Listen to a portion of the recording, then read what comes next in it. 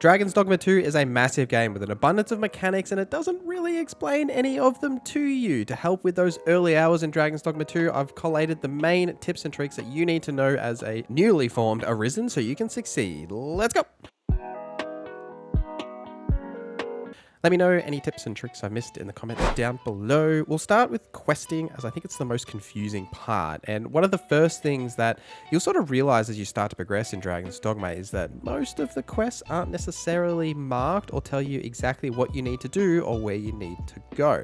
Now, this is sort of part of its initial design, but there are a lot of ways you can actually alleviate this. Firstly, when you're looking at your quest menu, if a quest does have an hourglass symbol on it, or if an NPC tells you about a quest that seems to be, saving an individual that may be lost or taken away, etc., those quests are timed, and if you accept that quest, you absolutely should go and do that quest immediately, or else, you may get an outcome that you don't like. But on top of that, there are other ways that you can find solutions to quests and in general, determine what you need to do next. The most common is via your pawns, not only your main pawn, but your summoned pawns. Now, if there is a little symbol next to the quest in your quest log, it means that one of the pawns that you currently have will be able to tell you information about that quest. And if you use the go command, they can even potentially lead you to where you need to go.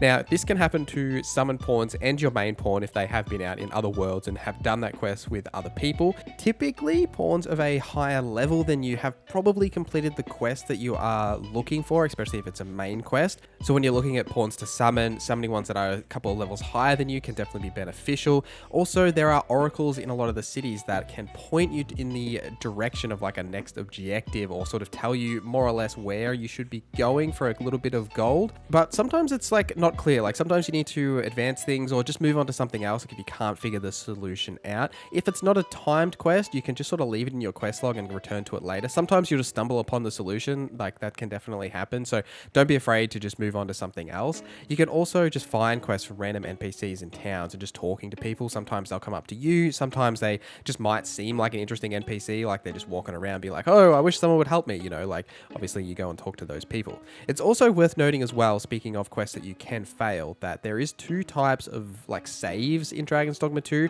You've got your auto save or your manual save that you can do while you're exploring out in the world, but there is also your in save. Now, your in save is refreshed by returning to a town and resting in an inn. It might be a little bit expensive as it is 2,000 gold, but this doesn't conflict with your main save. So say if you are stuck in an encounter that you can't beat, or you fail a quest, for example, you can actually return to this in save and start from there and then progress that quest and try and fix the issue that you had.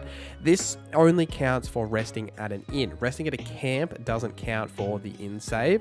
Now, you can and should rest at camps anyway, because it will heal that grey part of your health bar that doesn't actually fill up, that missing part as you do explore. But also you can cook food at camps that can give you buffs that can make some of those tougher encounters significantly easier. Your pawns are essential to your success in Dragon's Dogma 2, and while you can go at it alone, I probably wouldn't recommend it, especially on your first playthrough, and you should always have your main pawn and two summoned pawns with you. I would highly recommend for one of your pawns or yourself to be a mage in your party at basically all times, because these provide healing as well as cleanses for some of the negative status effects. Having a fighter with shield summon is also not a bad option, as well as they can pull aggro from enemies to then allow you to attack without actually being attacked yourself. An archer is also pretty good to deal with some of the flying enemies, though there are other abilities that allow you to sort of jack yourself up in the air, I guess, to be able to deal with them. And when you are selecting your pawns, there's two things that you should pay attention to: the inclinations and the specializations.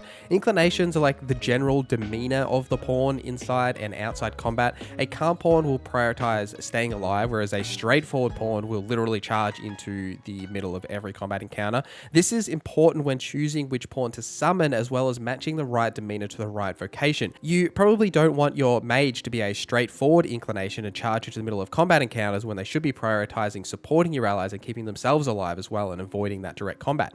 Specializations are skills that pawns can learn, and you'll teach your main pawn one during your playthrough as well. A couple that you should look out for when summoning pawns, especially early early on is Forager to enable highlights of rare materials on your map, and the Logistician, but more on that in a little bit. I'll also have a much more in-depth guide about pawns, their inclinations, specializations, and all that good stuff coming out very soon, so make sure you subscribe for all that good stuff. Also, a pro tip with your pawns as well, if you do have a mage, you can actually have them use Levitate to access areas that you can't get up to without the skill Levitate. So if a pawn is like, hey, there's something up there, can I go get it for you? You can command them to go and get that for you, and then you can make it open chests and what have you.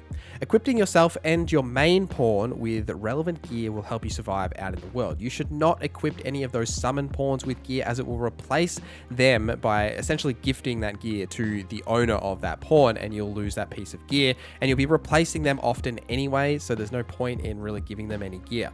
Your character weight is the main thing you want to keep track of here as well. Anything above pretty much average will give you negative effects to your stamina usage, which can be really bad in combat, especially if you're in some of those tougher encounters. So you want to make sure that you're spreading anything you're picking up across your pawns, but do just make sure that when you return to town or you're about to desummon a pawn to replace them, you take those items off that pawn so you don't lose them. Now, there are ways that you can manage your equip weight and your items beyond just like shifting it between your pawns, right? So you can combine a lot of the materials you pick up using the recipes and then just combine them in general. Often when they are combined, they will actually weigh less. The Logistician specialization for pawns will actually do this for you, as well as optimize the loot in your bag, so they are helpful for that. And having a large heavy set pawn will also help because they have a higher like weight that they can carry. Like you can actually view this in the status screen. You can see the correlations between like the overall size and weight of your characters compared to how much they can actually carry. So having at least one pawn that is like massive and has a higher equip load will help you just pick up everything. You can just like dump it on them.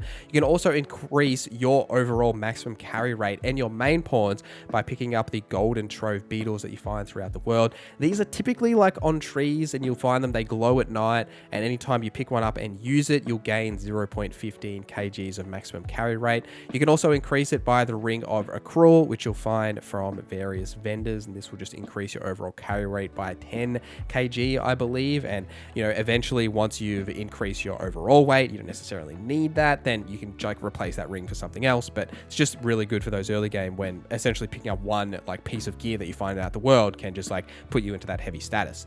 Gear upgrades can be bought from many of the shops in cities, as well as found out in the world, especially in caves. I highly recommend exploring caves, not only for the rare chests that they contain, but also for the materials that you'll find in them. And you should be collecting any and all resources you find in caves and around the world, etc. Any of those materials, don't sell them and don't carry them. Store them in your storage container, as you can still access that storage container when you're upgrading any of your weapons and armor. And you should be upgrading your weapons and armor, right? The first upgrade is typically really cheap, and it's typically just gold. So you can essentially do this for any new piece of gear that you gain.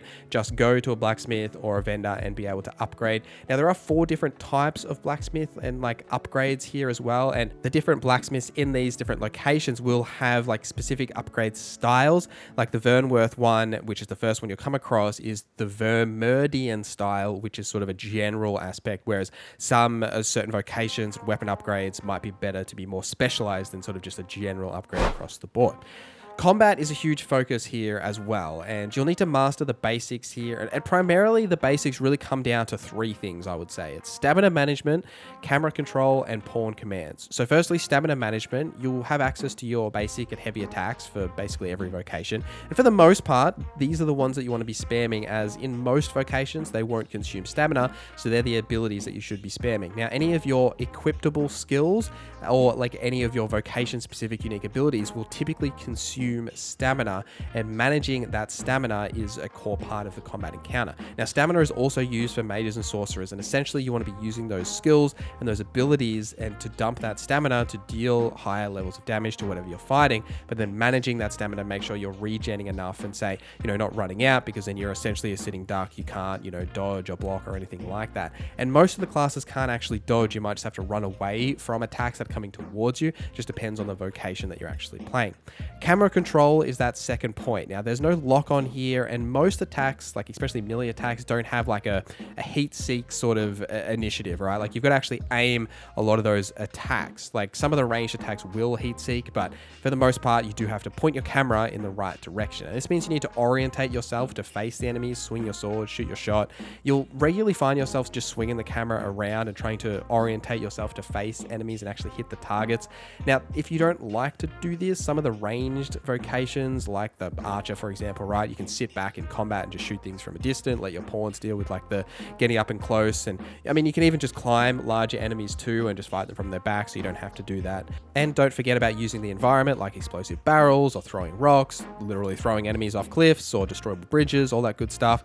Now, the other part here is controlling the pawns, right? Now, all of the 4 commands do something inside and outside of combat. If you use the wait command, it'll essentially tell them to stop and they will essentially wait, right? They won't do anything. If you tell them to go, they will just charge headlong into combat and essentially fight free form. If you use the help command, they will protect you, heal you, do any of that stuff. Like if you're down, you know, they'll come and save you, that sort of a thing. And the to me command will bring your pawns to you, which is good if you're playing, say, a ranged class, you're being pressured by enemies. You can use the to me command to pull those pawns to you, sort of protect you from those enemies. Let me know anything I've missed in the comments down below, and I've got a ton more content coming out for Dragon's Dogma 2. So more advanced tips, guides, you know, all that good stuff. So keep an eye on the channel for that. I apologize for my voice as well. I woke up with the Dragon Plague this morning apparently, but thank you guys for watching this video till the end. Thank you to our members for supporting the channel. My name is Norza, and I hope you have a great day.